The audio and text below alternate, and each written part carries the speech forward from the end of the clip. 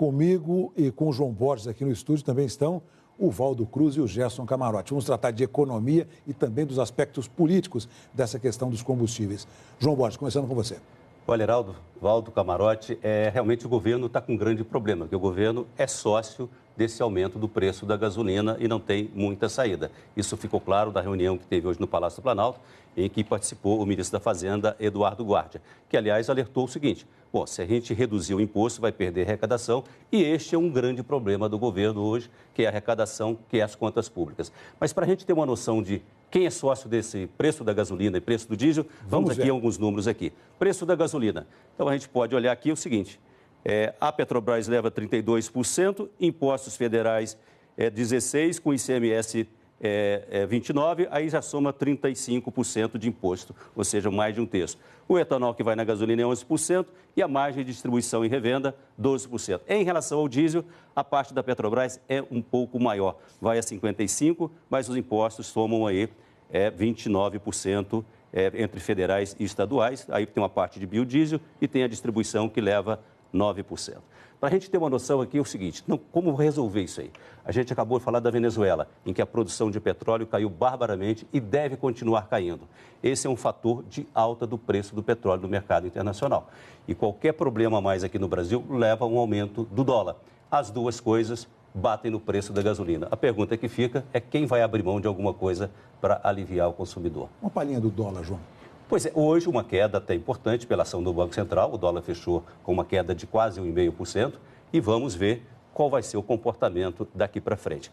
A ação do Banco Central funcionou, então provavelmente acho que tem uma chance de mais ou menos estabilizar isto se o governo brasileiro aqui não fazer muita bobagem e desestabilizar isso um pouco mais. Então vamos agora ao Camarote e ao Valdo. Virou uma questão política, Camarote? Boa noite. Virou um problema para o Palácio do Planalto administrar. E você tem uma base aí muito forte desse problema.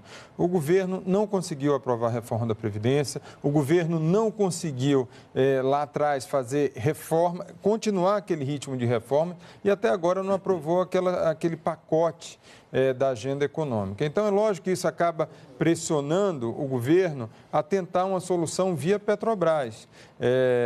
O ministro Eliseu Padilha falou hoje de previsibilidade da Petrobras. A reação na Petrobras foi muito ruim em relação a isso, porque a avaliação não dá para voltar ao tempo do governo Dilma Rousseff, em que se tentava controlar de forma artificial preço dos combustíveis. E o que eu ouvi, e que é muito grave na avaliação da Petrobras, é o seguinte: olha, por onde passa um boi, passa uma boiada. Então, se tentar ali controlar durante um mês, pode abrir um precedente muito grave e se voltando ao que a gente viu, o momento tão grave que existia no governo Dilma Rousseff, que se controlava de forma artificial o preço dos combustíveis. Ou seja, é uma equação dificílima para o Palácio do Planalto resolver. Você usou uma expressão popular, você é do Nordeste, Isso. E o Valdo é de Minas Gerais. Boa noite, Valdo. Qual é a sua expressão popular para esse drama dos combustíveis? Boa noite, Heraldo. Boa noite, Gerson, Camarote. Boa noite, João. Boa noite aos nossos assinantes. Bom, o risco, Heraldo, nesse momento, é o uso eleitoral do debate sobre os preços dos combustíveis. A gente sabe que nós estamos num ano eleitoral e sempre o político fica ali tentado a adotar alguma medida populista exatamente para atender um pouco o seu eleitorado. E como o aumento do preço da gasolina, do combustível, do diesel, pesa no bolso do consumidor, no custo das empresas, então todo mundo fica ali. Será que podemos adotar uma medida aí populista neste momento?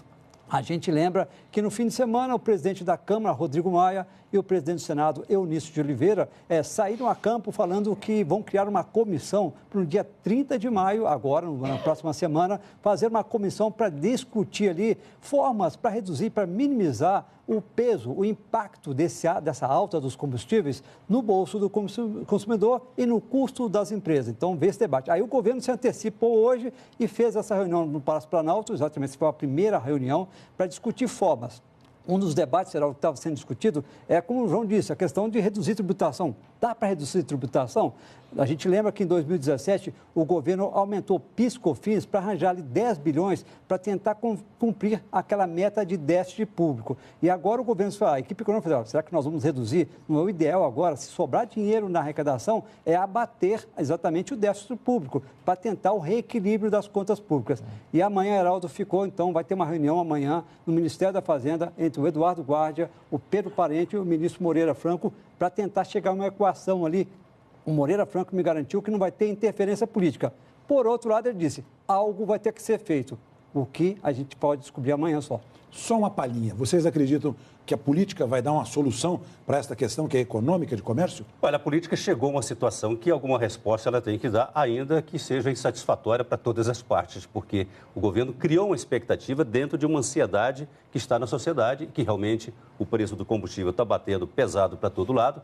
Agora, o governo está vulnerável em todas as áreas. Se ele mexer na política da Petrobras, ele afeta a Petrobras. Se ele mexer na arrecadação, ele afeta a credibilidade da política econômica. Então, o cobertor é curto e olha como é curto. Observação, Gerson. Esse aumento de amanhã do combustível é relacionado à pressão do câmbio. Como você tem já uma ação do Banco Central, acho que o governo também tem que olhar um pouco esses outros fatores, inclusive da atuação da política monetária nessa situação específica. Valdo, encaixe final. Seria um desastre se o governo decidisse fazer uma interferência política na política de preços da estatal da Petrobras. Afinal, o presidente Michel Temer, logo que assumiu, prometeu exatamente acabar com a interferência política, que foi uma marca dos governos petistas, viu, Heraldo? Muito obrigado pela análise que vocês fizeram aqui. Boa noite. Boa noite. Boa noite, Heraldo.